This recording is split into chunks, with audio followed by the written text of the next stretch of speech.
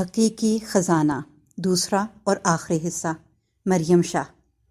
ایک دن سہیل کی خوشی کا کوئی ٹھکانہ نہ تھا جب اسے سنہرے گلدان کے اندر 500 روپے رکھے ہوئے ملے۔ ساتھ ہی پرستان سے خط لکھا گیا تھا، یہ معمولی سی رقم اس کی محنت کا انعام ہے اور اگر وہ اسی طرح پڑھائی میں محنت کرتا رہا ہے تو اسے اسی طرح انعامی رقم ملتی رہے گی۔ اب سہیل کو اور بھی یقین آ گیا کہ ایک دن اسے خزانہ ضرور ملے گا۔ اب وہ پہلے سے بھی زیادہ محنت کرنے لگا۔ اسکول میں اساتذہ کرام پہلے تو بہت حیران ہوئے، پھر اس کی اچھی تعلیمی کارکردگی پر بہت خوش ہوئے۔ ہر ٹیسٹ میں وہ سب سے زیادہ نمبر لیتا تھا۔ اس کے اساتذہ کرام کو یہ بات معلوم تھی کہ سہیل صرف زیادہ نمبر ہی نہیں حاصل کرتا بلکہ جو کچھ وہ پڑھتا ہے وہ سمجھتا بھی ہے۔ گھر میں اس کے والدین اور بڑی بہن نے بھی خوشی کا اظہار کیا۔ جب سہیل کو اپنی محنت کا صلہ ملنے لگا تو اس کا دل چاہنے لگا کہ وہ اسی طرح پڑھائی جاری رکھے۔ جب وہ دل سے پڑھنے لگا اور مضامین اس کی سمجھ میں آنے لگے تو اسے پڑھائی میں مزہ آنے لگا۔ وہ دن سہیل کے لیے بہت خوشی کا تھا جب اس نے 9ویں جماعت امتیازی نمبروں سے پاس کی تھی۔ اسے یقین نہیں آ رہا تھا کہ وہ جو پہلے پڑھائی میں بہت پیچھے تھا اتنے امتیازی نمبر لے سکتا ہے۔ اس دن جب اس نے سنہرے گلدان کے اندر جھانکا تو اسے 500 روپے کا نوٹ پھر نظر آیا۔ سہیل نے مسکراتے ہوئے نوٹ نکالا اور رکھا ہوا خط پڑھنے لگا۔ خط میں اسے مبارکباد دی گئی تھی اور اسے محنت جاری رکھنے کا مشورہ دیا گیا تھا۔ یوں دن گزرتے رہے۔ جب بھی وہ ٹیسٹ میں اچھے نمبروں سے پاس ہو جاتا اسے انعامی رقم ملتی۔ تقریباً ہر مہینے اسے رقم ملنے لگی۔ پھر 10ویں جماعت کا نتیجہ بھی نکلا جس میں سہیل نے بورڈ میں پہلے 20 طالب علموں کی فہرست میں جگہ بنا لی تھی۔ اسے اچھی کارکردگی دکھانے پر وظیفہ بھی ملا تھا۔ اس دفعہ سہیل کو سنہرے گلدان میں 1000 روپے کا نوٹ بھی ملا تھا۔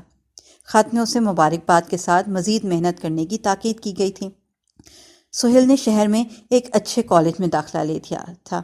اس نے میڈیکل کے شعبے کا انتخاب کیا تھا۔ یہ دن تو سہیل کے لیے خوشی کا دن ہونا چاہیے تھا، لیکن اس دن اسے ایک اور پریشانی لاحق تھی۔ ہوا یوں تھا کہ پرستان سے اسے شہر کے اچھے کالج میں داخلہ لینے کی خوشی میں انعامی رقم تو ملی تھی، لیکن ساتھ ہی خط میں اسے خبردار کیا گیا تھا کہ طب کی مزید تعلیم کے لیے اگر وہ کسی اچھے طبی کالج میں داخلہ لینے میں ناکام رہا تو اسے پرستان سے خزانہ نہیں ملے گا۔ ساتھ ہی دوسری شرط پیش کی گئی تھی کہ اسے خاص لوگوں میں شامل ہونے کے لیے ڈاکٹر بننا پڑے گا۔ ڈاکٹر بننے کی شرط اس لیے تھی کہ سہیل نے خود اس شعبے کا انتخاب کیا تھا، ورنہ خاص لوگوں میں شامل ہونے کے لیے دوسرے طریقے بھی موجود تھے، مگر سہیل کے لیے شرط ڈاکٹر بننا تھا۔ پہل تو سہیل پریشان ہو گیا کہ اس نے پری میڈیکل کا انتخاب کیوں کیا۔ وہ کچھ اور بھی تو لے سکتا تھا، کوئی آسان سا مضمون۔ پتہ نہیں وہ ڈاکٹر بنے گا بھی کہ نہیں۔ آسان مضمون لینے پر اسے خزانہ ملنے کا امکان زیادہ ہوتا۔ کچھ دن اس نے پریشانی میں گزارے۔ اس دوران اسے تنبیہ کا خط ملا کہ اگر وہ پڑھنے کے بجائے پریشانیوں میں اسی طرح کھویا رہا تو پرستان اس سے رابطہ کرنا بند کر دے گا اور یہ سمجھا جائے گا کہ وہ مشکلات سے گھبرانے والا انسان ہے۔ پرستان کے مطابق خاص لوگ مشکلات سے نہیں گھبراتے۔ جب سہیل نے یہ خط پڑھا تو ایسے لگا جیسے اچانک وہ نیند سے جاگ گیا ہو۔ سخت محنت تو وہ برسوں سے کرتا آ رہا تھا، اب بھلا وہ کیوں محنت نہ کرتا؟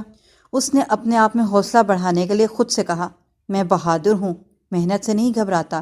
زندگی میں کچھ بننے کے لیے محنت اور صرف محنت کی ضرورت ہوتی ہے۔ زندگی کا دوسرا نام جدوجہد ہے۔ جس کی زندگی کا کوئی نصب العین نہیں ہوتا وہ صرف وقت گزارتے ہیں، زندگی نہیں گزارتے۔ سہیل نے پھر پکا ارادہ کر لیا کہ وہ ڈاکٹر بنے گا، اور صرف ارادہ ہی نہیں بلکہ اس نے سخت محنت بھی شروع کر دی تھی۔ وہ کالج سے گھر آ کر رات دیر تک پڑھتا رہتا۔ اس دوران کبھی کبھار اس کا دل چاہتا کہ وہ بھی کھیلے، باہر سیر کرے۔ وہ بطور ورزش 1 گھنٹہ گاؤں کے میدان میں اپنے ہم عمر لڑکوں کے ساتھ کرکٹ وغیرہ کھیلتا تھا۔ پھر وہ وقت بھی آ گیا جب وہ انٹری ٹیسٹ امتیازی نمبروں سے پاس کر کے طبی کالج میں داخل ہونے کے قابل ہو گیا۔ جب اسے طبی کالج میں داخلہ ملا تو اس دن اس کے والدین اور آپا خوشی سے نہال ہو رہے تھے۔ وہ بار بار اللہ تعالیٰ کا شکر ادا کرتے نہیں تھک رہے تھے۔ سہیل بے ساختہ قہقہ لگا کر ہنسا تھا جب اسے 2000 روپے کے ساتھ مبارکباد کا خط سنہرے گلدان میں سے ملا۔ اب اسے انعامی رقم سے زیادہ خط پڑھنے کی خوشی ہوئی تھی۔ خط میں کہا گیا تھا کہ اسے خزانہ اس دن ملے گا جب وہ ہاؤس جاب کرے گا۔ سہیل کو یقین ہو گیا تھا کہ اب اس کی منزل قریب تھی۔ اس نے 4 سال اس خزانے کو پانے کے لیے بے تحاشا محنت کی تھی۔ اگرچہ سفر ابھی ختم نہیں ہوا تھا، مگر منزل قریب آتی جا رہی تھی۔ وقت تیزی سے گزرتا رہا۔ آخر وہ وقت بھی آ گیا جب اسے MBBS کی سند مل گئی۔ اس کی تعلیم مکمل ہو گئی تھی اور اسے ہاؤس جاب بھی مل گئی۔ اسی دوران اس کے دل و دماغ کی دنیا بدل گئی تھی۔ اس کے خیالات میں وسعت پیدا ہو گئی تھی۔ وہ اب پہلے والا تخیل پرست انسان نہیں رہا تھا، بلکہ زندگی کی مشکلات کا مقابلہ کرنے سے اس میں بہت اچھی تبدیلیاں آ گئی تھیں۔ ہاؤس جاب ملنے کے بعد ایک دن وہ اس کمرے میں سنہرے گلدان کے پاس دھیرے دھیرے چلتا ہوا آیا۔ اس کے لبوں پر ایک معنی خیز مسکراہٹ تھی۔ اس نے سنہرے گلدان کی اندر جھانکا۔ اس میں انعامی رقم اور مبارکباد کا خط تھا۔ خط کے آخری سطور میں جو کچھ لکھا تھا وہ عین اس کی توقع کے مطابق تھا۔ خط میں لکھا تھا: پیارے سہیل، ہاؤس جاب ملنے پر بہت بہت مبارک ہو۔ تمہاری جدوجہد کا سفر ابھی ختم نہیں ہوا، کیونکہ جدوجہد زندگی کا دوسرا نام ہے۔ جب تک زندگی ہے، انسان محنت اور جدوجہد کرتا رہتا ہے۔ امید ہے کہ اب تم اس مقام تک پہنچ گئے ہو جہاں پہنچ کر تم یہ بات سمجھ گئے ہوگے کہ انسان کے لیے خزانہ اصل میں کیا ہوتا ہے اور کس طرح ملتا ہے۔ حقیقی خزانہ محنت کا پھل ہوتا ہے۔ تم نے اس مقام کو پانے کے لیے محنت کی ہے اور اب تمہیں محنت کا ثمر یعنی حقیقی خزانہ مل چکا ہے۔ اب تم ڈاکٹر ہو۔ اپنی صلاحیتوں کا صحیح استعمال کرو تو یہ خزانہ نہ صرف تمہارے لیے مفید ہوگا بلکہ قوم کے لیے بھی فائدہ مند ہوگا۔ پرستان والی سعدیہ پودوں کو پانی دے رہی تھی جب سہیل اس کی طرف بھاگتا ہوا آیا۔ آپا! سہیل نے اسے تشکر سے دیکھا۔ اس کے لبوں پر مسکراہٹ اور آنکھوں میں شکر گزاری تھی۔ کیا؟ سعدیہ آنکھوں میں خوشی کے آنسو لیے اس کی طرف دیکھ رہی تھی۔ میں پہلے ہی سمجھ گیا تھا کہ وہ پری آپ ہیں۔ تو کیا اس عمر میں بھی نہ سمجھ پاتے؟ سہیل کو پیچھے سے ابا کی آواز سنائی دی۔ اس نے پیچھے مڑ کر دیکھا۔ اس کے والدین اسی طرف آ رہے تھے۔ اس بات پر سب ہنس پڑے۔ سہیل اللہ تعالیٰ کے بعد بڑی بہن کا بہت شکر گزار تھا جس نے حقیقی خزانے کی طرف اس کی رہنمائی کی تھی۔ یہ national audio library for the blind کی آواز ہے۔ ایتھنز کی پہلی مسجد، قاسم رضا۔ ایتھنز یونان کا بڑا اور مشہور شہر ہے۔ مسلمانوں کی آبادی ہزاروں میں ہے، لیکن پھر بھی نسبتاً کم ہے۔ 1833 سے 2006 تک یہاں کوئی مسجد نہیں تھی۔ 1890 میں مسلمانوں نے یہاں ایک مسجد تعمیر کرنے کی کوشش کی تھی، لیکن مقامی لوگوں کی مخالفت کی وجہ سے اس مسجد کی مزید تعمیر روک دی گئی تھی۔ اب 2006 میں حکومت نے خود مسجد تعمیر کر کے مسلمانوں کے حوالے کر دی ہے اور یہاں پہلی بار جمعے کی نماز ادا کی گئی۔ یہ مسجد 24 ایکڑ رقبے پر تعمیر ہوئی ہے۔ اس مسجد میں ایک وقت میں 350 افراد نماز ادا کر سکتے ہیں۔ یہ national audio library for the blind کی آواز ہے۔ آنکھیں ہزار نعمت، قاسم رضا۔ آنکھیں آپ کے جاگنے کے بعد سے سونے کے وقت تک کھلی رہتی ہیں۔ انہی کی مدد سے آپ اپنے اطراف کی اشیاء، خوبصورت مناظر، رنگ اور بہت کچھ دیکھ پاتے ہیں۔ کیا آپ نے کبھی سوچا ہے کہ آنکھیں کتنی بڑی نعمت ہیں؟ یہ عظیم نعمت عطا کرنے پر ہمیں ہر وقت اللہ تعالیٰ کا شکر ادا کرنا چاہیے اور آنکھوں کا خیال رکھنا چاہیے۔ ڈاکٹر رابعہ شیخ صاحبہ سے پوچھتے ہیں کہ ہم اس عظیم نعمت کا خیال کیسے رکھ سکتے ہیں؟ جی ڈاکٹر صاحبہ۔ ڈاکٹر رابعہ شیخ: بینائی کو بہتر بنانے کے لیے صحت بخش غذا کا استعمال بہت اہم ہے، کیونکہ صحت مند آنکھیں رکھنے کی ابتدا آپ کی پلیٹ سے ہوتی ہے۔ وٹامن سی، زنک آپ کی بینائی کے مسائل کو حل کرنے میں مددگار ہوتے ہیں۔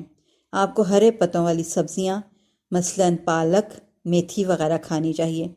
اپنی غذا میں مچھلی کو بھی شامل رکھیں۔ اس کے علاوہ انڈے، سنترے، خشک میوے بھی کھاتے رہا کریں۔ مجھے امید ہے کہ نونہال میری اس بات کو اچھی طرح سمجھ چکے ہوں گے کہ غذا اچھی اور صحت بخش ہی کھانی چاہیے۔ جی بالکل ڈاکٹر صاحبہ۔ یہ بتائیں کہ دھوپ میں نکلتے وقت آنکھوں کی حفاظت کے لیے کیا کرنا چاہیے؟ ڈاکٹر رابعہ شیخ: دھوپ میں نکلتے وقت دھوپ کا چشمہ ضرور لگائیں، کیونکہ یہ آپ کی آنکھوں کو سورج کی تیز شعاؤں سے محفوظ رکھتا ہے۔ کھیل یا سائیکلنگ کے دوران ہیلمٹ اور آنکھوں کے محفوظ چشمے پہنیں۔ تیراکی کے وقت بھی آنکھوں پر گوگلز ضرور لگائیں۔ اور ٹی وی دیکھتے یا کمپیوٹر استعمال کرتے وقت کیا کرنا چاہیے؟ ڈاکٹر رابعہ شیخ۔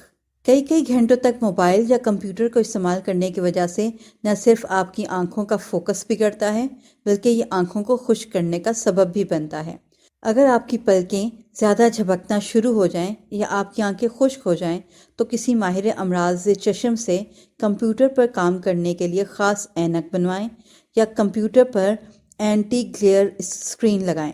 ایک اہم بات یہ بھی ہے کہ ہر 20 منٹ کے بعد کم از کم 20 سیکنڈ تک 20 فیٹ دور دیکھیں۔ اس طرح آپ کی آنکھوں کو کافی آرام ملے گا۔ تو ہمیں اپنی آنکھوں کا معائنہ کب کروانا چاہیے؟ ڈاکٹر رابعہ شیخ۔ بچوں کی آنکھوں کا معائنہ تو ہر دوسرے سال کروانا ضروری ہے، کیونکہ اگر نظر کمزور ہوگی تو بچے بلیک بورڈ پر لکھا ہوا لفظ ٹھیک سے پڑھ نہیں پائیں گے۔ یہ معائنہ آنکھوں کے ماہر ڈاکٹر سے ہی کروائیں، جس کو آپتھالمولوجسٹ یا آپٹومیٹرسٹ بھی کہا جاتا ہے۔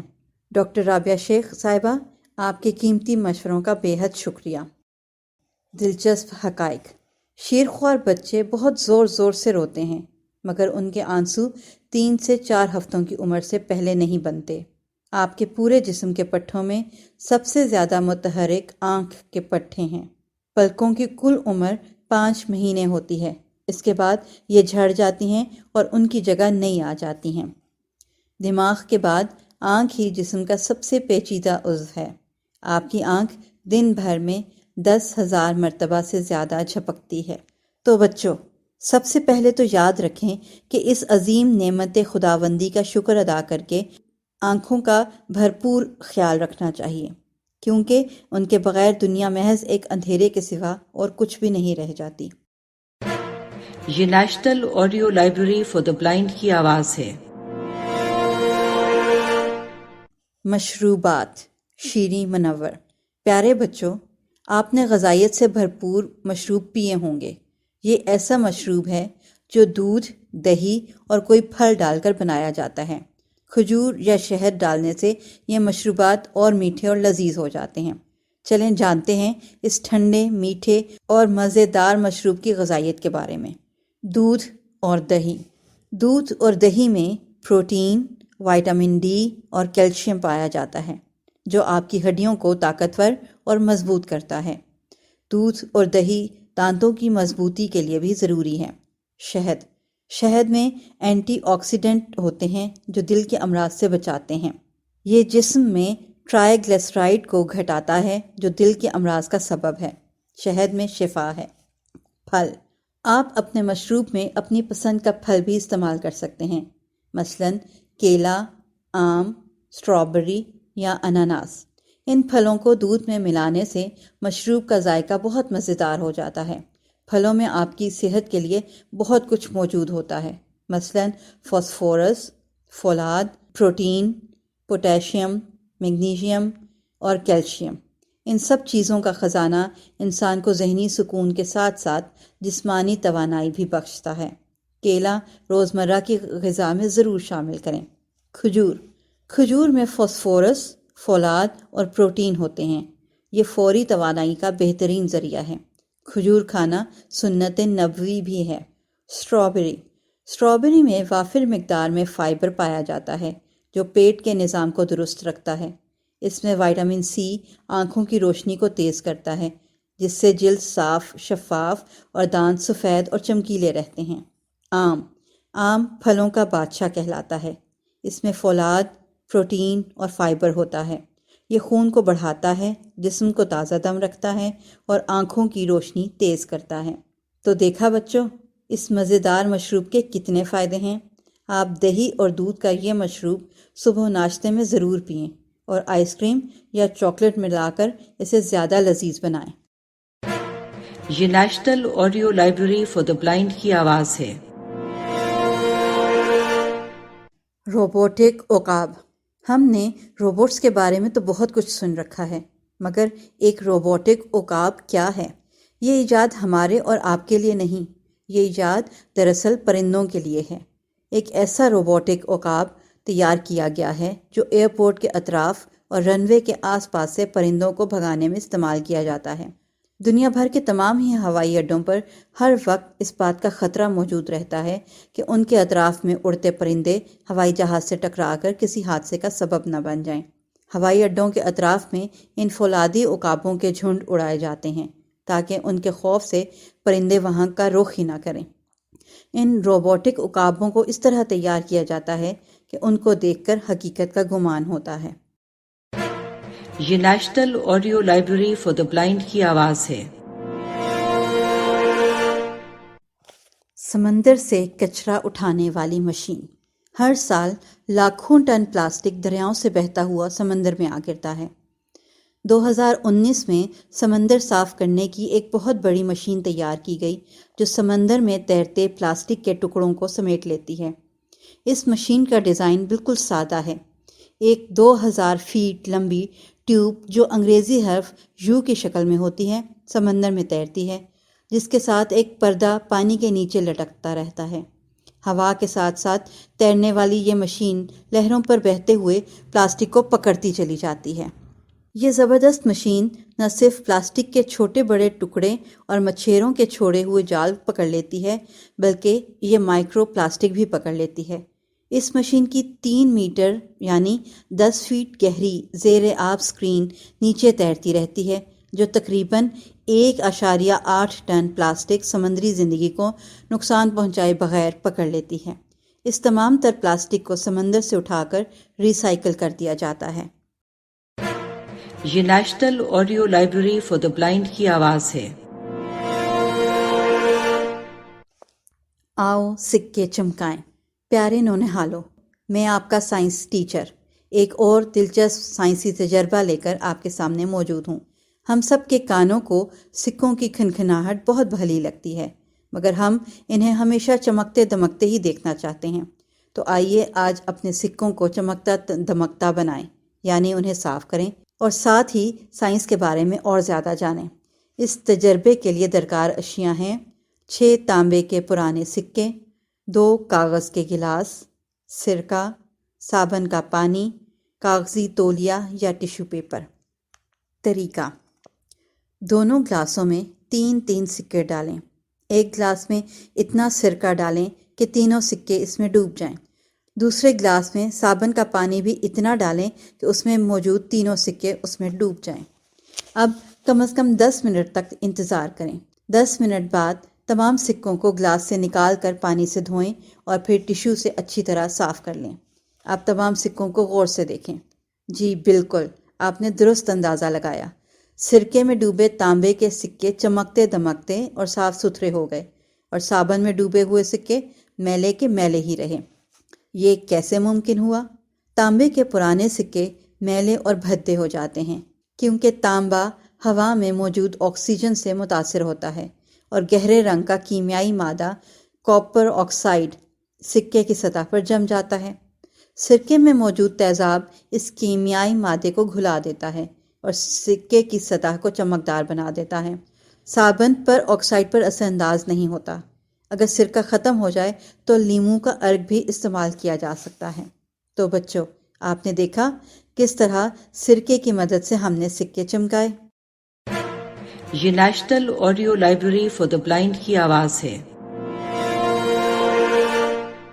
نونہال ادیب کالو میاں حمزہ نعیم بہاولپور سے۔ اسکول سے واپسی پر ننھے میاں گھر میں داخل ہوئے تو سلام کیے بغیر ہی سیدھے اپنے کمرے میں چلے گئے۔ کچھ دیر بعد دروازے کی گھنٹی بجنے پر ننھے کی امی نے دروازے کے پاس جا کر پوچھا، کون ہے؟ باہر سے محلے کی ایک خاتون غصے بھری آواز میں بولی، دروازہ کھولیے، میں شاہد کی امی ہوں۔ ننھے میاں کی امی نے دروازہ کھولا تو وہ اپنے بیٹے شاہد کے ساتھ گھر میں داخل ہو گئیں۔ کہاں ہے ننھا؟ میں تو اسے بہت اچھا بچہ سمجھتی تھی، لیکن اس نے تو حد ہی کر دی۔ بہن، آخر ہوا کیا ہے؟ کچھ بتائیے تو صحیح۔ ننھے میاں کی امی نے نرم لہجے میں شاہد کی امی سے پوچھا۔ ہونا کیا ہے؟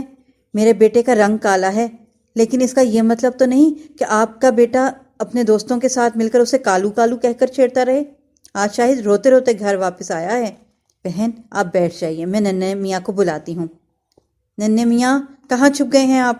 فوراً ادھر آئیے، امی نے غصے سے کہا۔ کچھ دیر بعد ننھے میاں آ گئے۔ ننھے میاں کے ساتھ ان کی دادی بھی امی کی آواز سن کر آ گئیں۔ شاہد کی امی نے دادی کو سلام کیا اور ساری بات بتائی۔ یہ سب سن کر دادی کہنے لگیں، ننھے میاں مجھے آپ سے ایسی امید تو نہیں تھی۔ دادی شاہد بھی مجھے روزانہ چڑھاتا ہے، ننھے میاں نے اپنی صفائی دیتے ہوئے کہا۔ ارے بچوں میں یہ گندی عادت کیسے پیدا ہو گئی؟ دادی نے اپنے ماتھے پر ہاتھ مارتے ہوئے کہا۔ پھر دادی دونوں بچوں کو سمجھاتے ہوئے بولیں، کسی کے برے نام رکھنا، لمبے کو لمبو، موٹے کو موٹو اور چھوٹے قد والے کو چھوٹو یا ٹھگنا کہہ کر اس کا مذاق اڑانا بہت بری بات ہے۔ میں آپ دونوں کو ایک سچی کہانی سناتی ہوں، پھر مجھے بتانا کہ آپ دونوں نے اچھا کام کیا یا برا۔ دادی نے بتایا کہ عالم اسلام کے پہلے مؤذن حضرت بلال حبشی رضی اللہ تعالیٰ عنہ سیاہ فام تھے۔ ایک شخص نے حضرت بلال رضی اللہ تعالیٰ کو اس طرح پکارا، اے کالی عورت کے بیٹے! حضرت بلال رضی اللہ تعالیٰ نے جب دربار رسالت صلی اللہ علیہ وآلہ وسلم میں اس کی شکایت کی تو ہمارے پیارے نبی صلی اللہ علیہ وآلہ وسلم نے فرمایا، مجھے توقع نہیں تھی کہ تمہارے سینوں میں ابھی تک اسلام سے پہلے کے زمانے کا تکبر موجود ہوگا۔ اس کے بعد اس شخص نے پتہ ہے کیا کیا؟ دادی نے درمیان میں کہا، ننھے میاں اور شاہد میاں تم دونوں اسے غور سے سنو۔ اس شخص نے اپنا چہرہ زمین پر رکھ دیا اور کہا کہ بلال رضی اللہ تعالیٰ جب تک آپ اپنا پاؤں میرے چہرے پر نہیں رکھیں گے میں اس وقت تک ہرگز اپنا سر زمین سے نہیں اٹھاؤں گا۔ آخر اس شخص کے بہت ضد کرنے پر حضرت بلال رضی اللہ تعالیٰ نے اپنا پاؤں اس شخص کے چہرے پر رکھا۔ دادی نے دونوں بچوں سے پوچھا، میرے پیارے بچوں اب بتاؤ تم دونوں اچھا کام کر رہے تھے یا برا؟ ننھے میاں فوراً بولے، دادی واقعی یہ تو بہت برا کام ہے، شاہد مجھے معاف کر دو، میں آئندہ کبھی تمہیں ایسا نہیں کہوں گا۔ شاہد نے اٹھ کر ننھے میاں کو گلے لگایا اور کہا، مجھے بھی معاف کر دو، میں بھی آئندہ تمہیں کبھی تنگ نہیں کروں گا۔ دونوں بچوں کو یوں ملتا دیکھ کر شاہد کی امی کا غصہ ختم ہو گیا اور ننھے میاں کی والدہ اور دادی بھی خوش ہو گئیں۔ محبت کی حرارت، رمشا معین الدین، کراچی سے۔ ایک بچے نے کچھوا پال رکھا تھا۔ اسے سارا دن کھلاتا پلاتا اور اس کے ساتھ کھیلتا تھا۔ سردیوں کی ایک شام کو بچے نے اپنے کچھوے سے کھیلنا چاہا، مگر کچھوا سردی سے بچنے اور اپنے آپ کو گرم رکھنے کے لیے اپنے خول میں چھپا ہوا تھا۔ بچے نے کچھوے کو خول سے باہر آنے پر آمادہ کرنے کی بہت کوشش کی، مگر ناکام رہا۔ جھنجھلا کر اس نے ڈنڈے سے کچھوے کی پٹائی بھی کر ڈالی، مگر کوئی نتیجہ نہ نکلا۔ بچے نے چیخ چیخ کر کچھوے کو باہر نکلنے پر راضی کرنا چاہا، مگر کچھوا سہم کر اپنے خول میں اور زیادہ دبک گیا۔ بچے کے والد کمرے میں داخل ہوئے تو بچہ غصے سے تل ملا رہا تھا۔ والد نے بچے سے پوچھا، بیٹے کیا بات ہے؟ بچے نے اپنا اور کچھوے کا سارا قصہ والد کو سنا دیا۔ والد نے مسکراتے ہوئے بچے کا ہاتھ تھاما اور بولے، اسے چھوڑو اور میرے ساتھ آؤ۔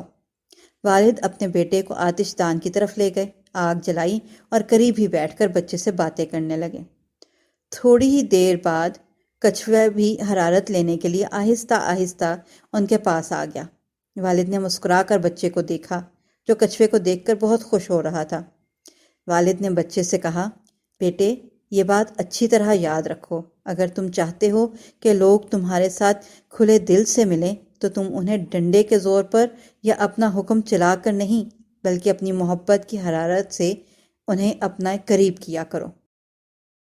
معلم جبہ کی سیر، عرفہ زینب چشتی، ڈیرہ غازی خان سے۔ معلم جبہ سوات کی ایک بہت ہی حسین وادی ہے۔ منگورہ سے معلم جبہ پہنچنے میں 3 سے 4 گھنٹے لگ جاتے ہیں۔ راستے میں جھرنے، چشمے بھی دیکھنے میں آتے ہیں۔ معلم جبہ کا راستہ انتہائی دشوار گزار ہے۔ معلم جبہ کی ایک خصوصیت یہاں چیئر لفٹ کی موجودگی ہے۔ چیئر لفٹ پر بیٹھ کر لوگ پہاڑ کے اوپر تک پہنچ جاتے ہیں۔ اگر کسی وجہ سے چیئر لفٹ بند ہو تو ہائیکنگ کے شوقین افراد ہائیکنگ کر کے پہاڑ پر چڑھتے ہیں۔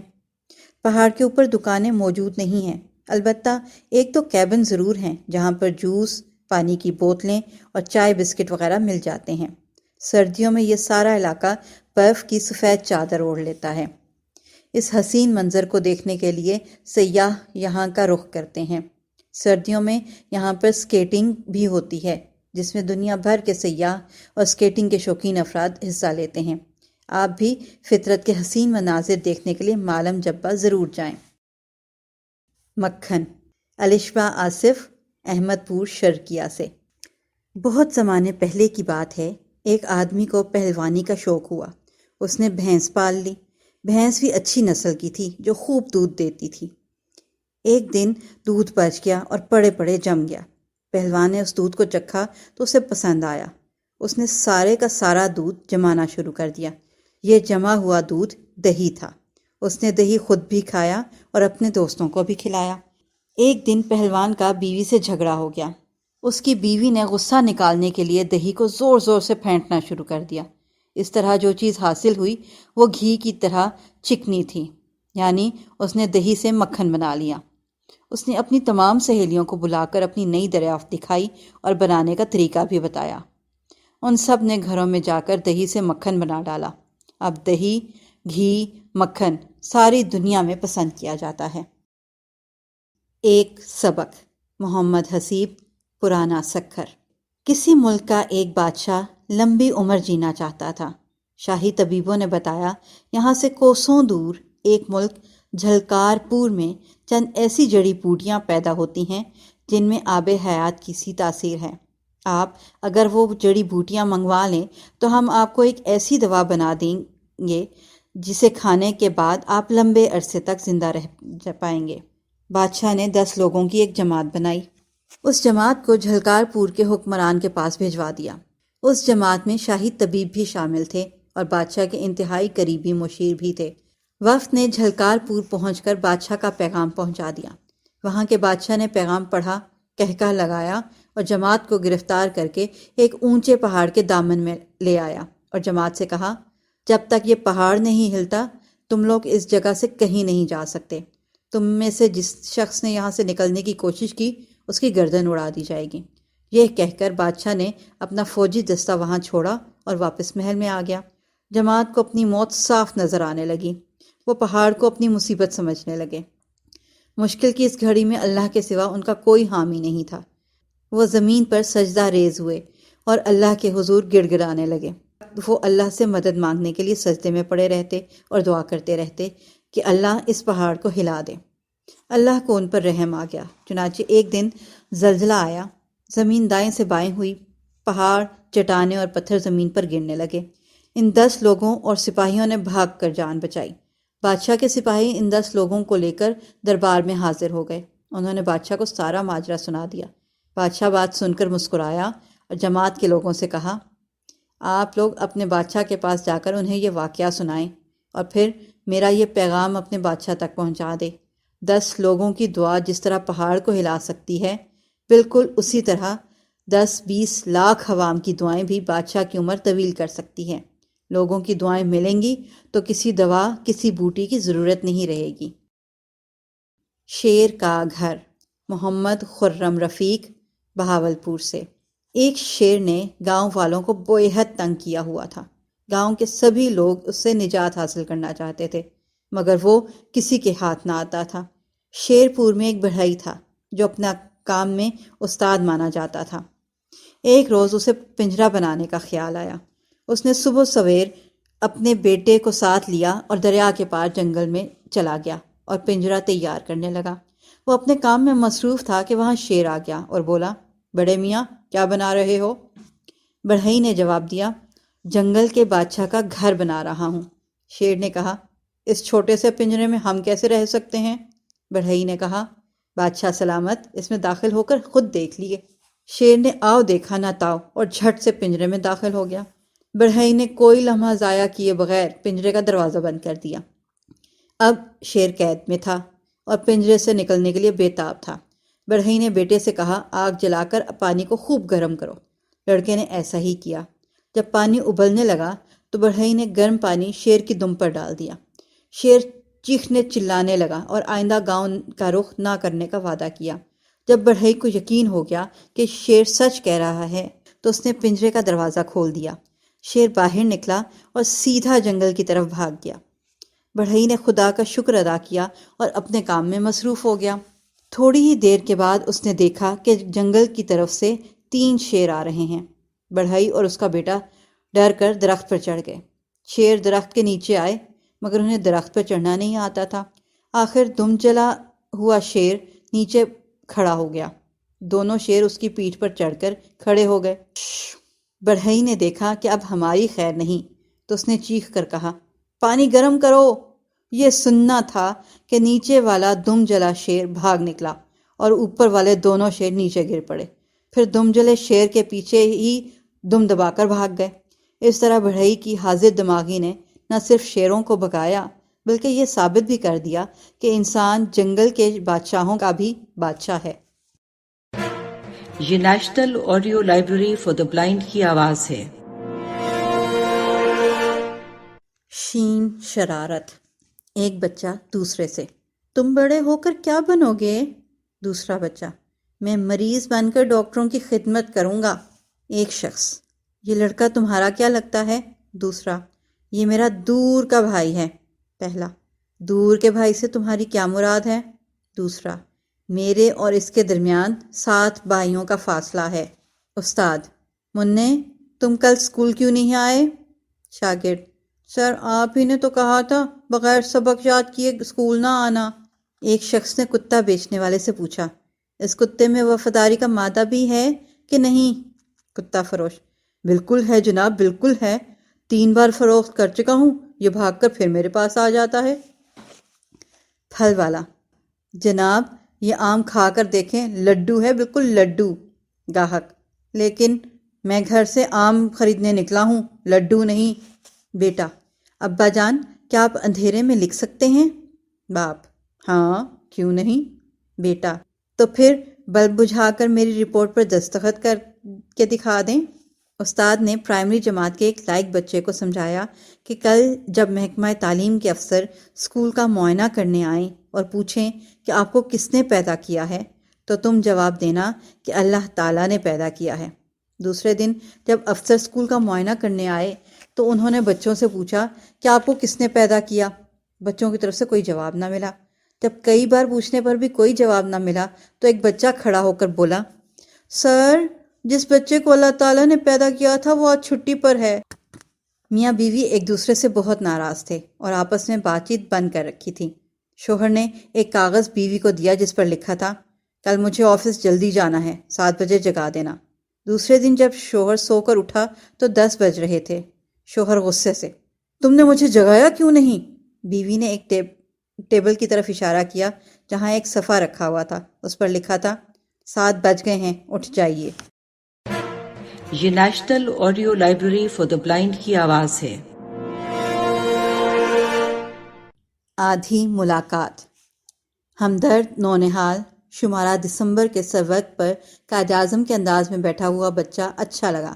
پہلی بات سلیم فرخی کی میں قائد اعظم کے پیدا ہونے کے بارے میں معلومات پڑھیں، یہ بھی پتہ چلا کہ دائیں تلوے پر سکے کے برابر ایک نشان تھا۔ قائد اعظم کے بارے میں کچھ سنی کچھ انسنی پڑھیں۔ حکیم محمد سعید کی باتیں واقعی یاد رکھنے والی ہوتی ہیں۔ اس بار بھی ہمدرد نونہال نے ہمارے لیے دلچسپی اور رنگ برنگی تحریریں جمع کی۔ پیر امید یار، پاکستان کی قابل فخر خاتون، زمین ہمارا گھر، بیور، نیلسن منڈیلا اور آزادی، ساحل سمندر کی سیر، صحت کی بات، نیروبی، مولانا جلال الدین رومی، یہ معلومات بہت مفید تھیں، اس کو جاری رکھیں۔ لکھا ہے محمد احمد اسلم نے کراچی سے۔ جواب، اسلم میاں، یہ ساری معلومات اور دلچسپیاں ہم نے آپ ہی کے لیے جمع کی ہیں۔ دوسرا خط، ہمدرد نونہال کا شمارہ اس بار بھی لاجواب تھا۔ اس بار بھی سائنسی تحریروں نے کافی معلومات دی ہیں۔ زمین ہمارا گھر پڑھ کر احساس ہوا کہ ہماری زمین کتنے خطرے میں ہے۔ سروق اور کہانیاں اس بار دونوں حصوں کی شاندار تھیں، پڑھ کر دماغ معلومات سے بھر گیا۔ تحریر بیور بھی زبردست تھی۔ میری درخواست ہے کہ رسالے میں نونہال ادیب، نونہال مشاعرہ اور علم دریچے دوبارہ شامل کر دیں، ان کے بغیر رسالہ ادھورا لگتا ہے۔ باقی سب تحریریں اچھی ہیں، میری دعا ہے کہ یہ رسالہ مزید ترقی کرے۔ لکھا ہے سائم نواز نے کراچی سے۔ جواب ہے نونہال ادیب جنوری کے شمارے سے شروع ہو گیا ہے، باقی دونوں سلسلے بھی زیر غور ہیں۔ بچپن سے جوانی تک ہمدرد نونہال نے میرے ساتھ ساتھ عمر کی سیڑھیاں طے کیں اور اب جدت کا لبادہ اوڑھ لیا۔ آج اللہ کا شکر ہے کہ یونیورسٹی میں زیر تعلیم ہوں۔ جو ہی فراغت کے لمحات میں اسے اٹھایا اور پڑھنا شروع کیا تو پھر رکھنے کو دل نہ چاہا۔ یہ میرے سرہانے ہی موجود ہوتا ہے۔ میری تخلیقی صلاحیتوں کو بڑھانے میں یہی میرا مددگار ہے۔ آج کے بچے کتابی دنیا کے بجائے انٹرنیٹ کی دنیا میں رہنے کو ترجیح دیتے ہیں، جو ان کی تخلیقی صلاحیتوں کو سلا رہا ہے اور وہ سیکھنے کے عمل سے بھی دور ہوتے جا رہے ہیں۔ لکھا ہے حامدہ شفیق نے، کراچی سے۔ جواب: خوشی ہوئی، آپ نونہال کی پرانی قاری ہیں، آپ کے خیالات بھی قابل قدر ہیں۔ اگلا خط: دسمبر کا شمارہ ملا، سب اچھا لگا، خاص طور پر بلا عنوان کہانی اور ایک نیکی بہت اچھی لگی۔ انگریزی کا سیکشن اچھا لگا۔ لائبہ امان شیخ، جگہ نامعلوم۔ جواب: لائبہ بیٹی، کہانیاں پسند آئیں، شکریہ۔ دوسرے مضامین کیسے لکھیں اور اپنے شہر کا نام کیوں نہیں لکھا؟ اگلا خط: دسمبر کا شمارہ سپر ہٹ تھا، سرور کی تحریر شاندار تھی، رسالے کا نیا انداز اچھا لگا۔ رسالہ بہت معلوماتی ہو گیا ہے، لیکن کہانیاں کم کر دی گئی ہیں۔ صرف 4 ہی کہانیاں نظر آئیں، لیکن وہ لاجواب تھیں۔ انگریزی حصہ سارا ہی زبردست تھا۔ لکھا ہے آمنہ اشفاق نے، سرگودا سے۔ جواب: آمنہ بیٹی، کہانیوں کی تعداد بڑھانے کی ضرور کوشش کریں گے۔ اگلا خط: دسمبر کے شمارے کا سرورق بہت خوبصورت تھا۔ بلا عنوان کہانی گھر میں سب کو پسند آئی اور اس سے سیکھنے کا موقع بھی ملا۔ دیگر کہانیوں میں بے پر کی اڑانا، فرضی دعوت اور ایک نیکی بہترین تھیں۔ سلیم فرخی کی تحریر، مولانا جلال الدین رومی رسالے کی جان تھی۔ کچھ سنی کچھ انسنی بھی لاجواب تحریر تھی۔ ڈاکٹر رزق فاؤ سے متعلق مضمون بھی اپنی مثال آپ تھا۔ انکل، میں نومبر 2020 کا شمارہ ڈاک سے کیسے منگوا سکتی ہوں؟ لکھا ہے عافیہ شمیم نے، کراچی سے۔ جواب: آپ 100 روپے کا منی آرڈر رسالے کے پتے پر ارسال کر دیں، ہم فوراً رسالہ آپ کے پتے پر روانہ کر دیں گے۔ اگلا خط: سرورق پر نظر آنے والا بچہ قائد اعظم کے انداز میں بیٹھا قائد اعظم کا بچپن لگ رہا تھا۔ پہلی بات اچھی لگی۔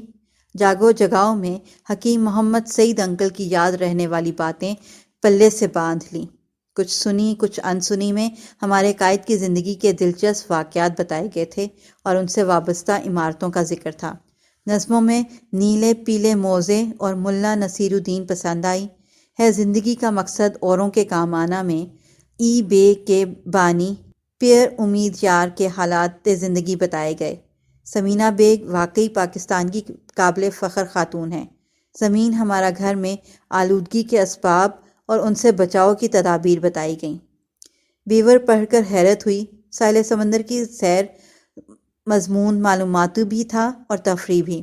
نیروبی میں ہم نے بھی خیالوں ہی خیالوں میں کینیا کے دارالحکومت کی سیر کر لی۔ انجم حسن اپنے کچن کی سیر کروا رہی تھیں، ہم نے تو مفت میں ہی اتنی سیریں کر لیں۔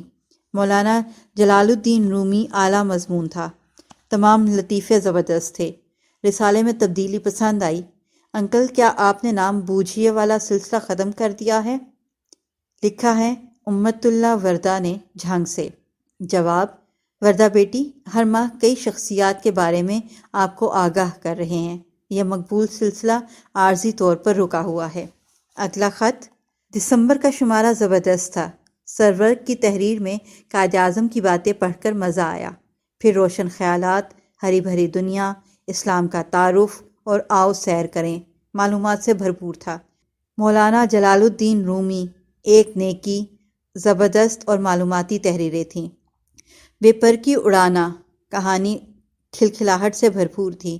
فرضی دعوت زبردست کہانی تھی۔ بلا عنوان کہانی سب سے بڑھ کر تھی۔ شین شرارت نے بے اختیار ہنسنے پر مجبور کر دیا۔ نونہال لغت ہماری اردو کو بہتر کرنے میں اہم کردار ادا کرتی ہے۔ لکھا ہے فاطمہ شاہد نے، نارتھ کراچی سے۔ جواب: تعریف کا بہت شکریہ ناہید بیٹی۔ یہ national audio library for the blind کی آواز ہے۔ نونہال لغت: عدسہ، اینک کا شیشہ یا چشمہ، بحال، اصلی حالت پر بدستور یا جیسے پہلا تھا، مشروب پینے والی چیز. دوبالا دگنا دو چند. دھن راگ کا انداز، لے، دھیان یا خیال. درپیش سامنے، روبرو، زیر بحث معاملہ. دکھاوا نمود و نمائش یا ظاہر داری. رواج رسم، دستور یا معمول. رنجش رنج ہونا، ملال ہونا یا کدورت. محراب قوس نما جگہ، مسجد میں وہ کماندار جگہ جہاں امام صاحب نماز پڑھاتے ہیں. مادہ وہ اصل جس سے کوئی چیز بنائی جائے جو نظر آئے. ماجرا احوال، سرگزشت، بیتی. ماخوذ لیا ہوا، حاصل کیا ہوا یا پکڑا ہوا. مؤذن اذان دینے والا. مفہوم جو سمجھ میں آئے یا خیال میں آئے. تخلیق پیدا کرنا، تبازات فن پارہ. تاثیر اثر، خاصیت یا نتیجہ. تپاک گرم جوشی، اخلاص یا محبت. پیچیدہ الجھا ہوا یا مشکل. اجاگر روشن، منور، ظاہر یا واضح. خول چھلکا، غلاف یا جس میں کوئی چیز محفوظ ہو. خوان تھال جس میں کھانا ہو یا دسترخوان. جھرنا آبشار یا اونچائی سے گرتے ہوئے پانی کا چشمہ. جاہ و جلال شان و شوکت، رعب و داب یا دبدبہ. چپکلش لڑائی جھگڑا، تکرار یا کدورت. پرکھ جانچ، آزمائش یا تمیز. مشیر مشورہ دینے والا، تدبیر بتانے والا یا صلاح کار. وفد نمائندوں کی جماعت یا چند اشخاص کا حاکم یا افسر سے ملنا. گروہ جماعت یا ٹولی. گمان شک، شبہ، وہم، خیال یا قیاس. وافر زیادہ، کثرت یا افراد. کارکردگی کارگزاری یا کیا ہوا کام. تواضع خاطر مدارت، آؤ بھگت یا مہمانداری. دید نگاہ، نظر یا بصارت. حلف قسم، عہد یا پیمان. بے سود بے فائدہ، بے نتیجہ یا عبث. ایثار دوسروں کے فائدے کے لیے خود نقصان اٹھانا. چست پھرتیلا، تیز یا ہوشیار.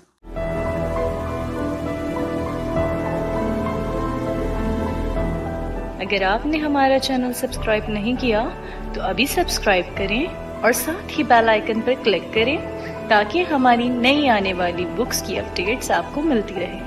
لائک کریں، شیئر کریں اور کمنٹس کر کے اپنی رائے کا اظہار کریں، اور یہ بھی بتائیں کہ آپ کو ہماری بکس کیسی لگتی ہیں. مزید معلومات اور ڈسکشن کے لیے ڈسکرپشن میں دیے گئے لنک پر کلک کر کے ہمارا واٹس ایپ گروپ جوائن کریں. شکریہ.